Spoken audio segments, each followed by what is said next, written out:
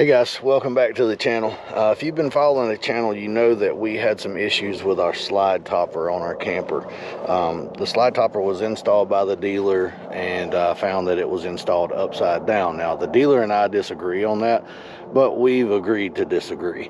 I did have a service appointment with those guys this past week, so I took the camper back over to them, let them look at the issue, and they did exactly what I asked them to do to fix it, and at no charge. So I was happy with that. So they didn't own up to a problem, but they did correct the problem to my satisfaction. And what I asked them to do was take the slide topper off altogether, seal up everything, and let that be that. As you can see, the slide topper is gone, and I still have the brackets. If I ever want to go back with a slide topper, I've got the brackets that came from the factory on the camper, so I left those, but I don't foresee us ever going back with another slide topper after the issues we've had with the first one.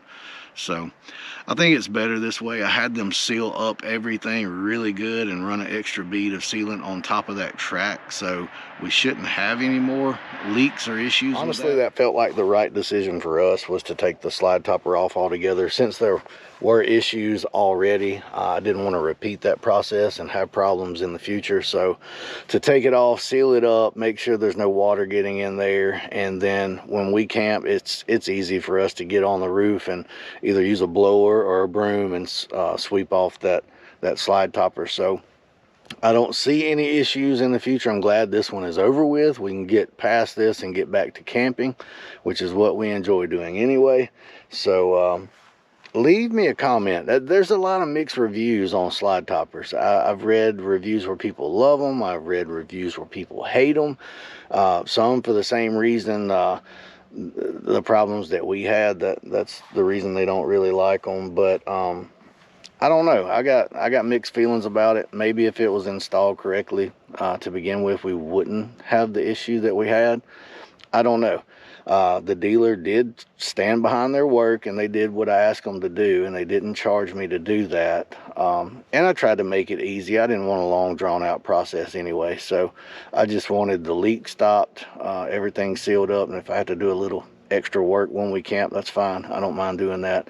I just want to take care of the integrity of the camper and not have any further damage than what we have. So leave me a comment, hit that subscribe button, and we look forward to seeing you at the next campground. You guys know how hard it is to make a video with this cat around. Hey, Rosie.